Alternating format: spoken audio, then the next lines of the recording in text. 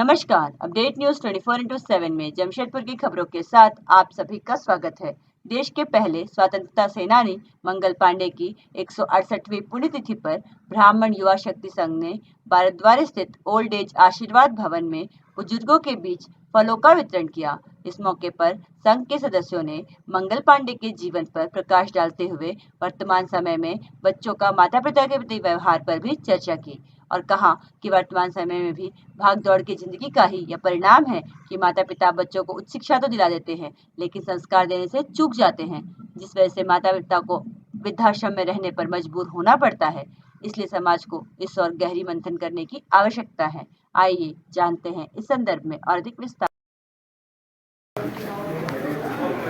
आज देश के प्रथम स्वतंत्रता सेनानी शहीद मंगल पांडे के पुण्यतिथि के अवसर पर ब्राह्मण युवा शक्ति संघ के नेतृत्व में इस आशीर्वाद भवन वृद्धाश्रम में यहाँ के जितने माता पिता अभिभावक रूप में हैं उन्हें सेवा करने का हम लोग एक प्रयास कर रहे हैं और शहर को यह शिक्षा देते हैं कि जिनके माता पिता नहीं हैं वो अगर सेवा से वंचित है वो आकर के यहाँ अपने माता पिता के रूप में इस आशीर्वाद भवन में भी सेवा कर सकते हैं, ताकि समाज के साथ साथ इन लोगों को भी, इन अभिभावकों को भी नहीं लगना चाहिए कि आज हम अपने बच्चों से वंचित हैं।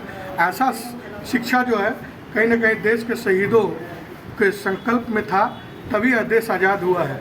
नहीं तो उन्होंने जो देश की आज़ादी के लिए इस भारत माँ को अपने माँ और पिता समझ करके, अपना अभिभावक समझ करके उन्होंने इस लड़ाई को, लंबी लड़ाई को लड़ा है, तब जाकर के देश आज़ाद हुआ है। तो हम लोग एक छोटा सा प्रयास करते हैं इन अभिभावकों के प्रति सेवा करके और समर्पण का भावना, यही संकल्प लेकर के हम लोग आगे बढ़ते हैं, ताकि भविष्य में किसी भी माता पिता को इस वृद्धाश्रम में आने की आवश्यकता न पड़े और जो आए हैं उनका सेवा से वंचित न रह पाए, इसलिए हम लोग उनको सेवा करने का प्रयास करते हैं। किस संस्था के द्वारा?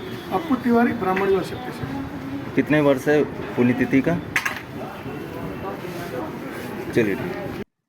जमशेदपुर की खबरों के साथ बने रहने के लिए हमारे चैनल अपडेट न्यूज 24x7 को सब्सक्राइब और लाइक करना ना भूलें। धन्यवाद।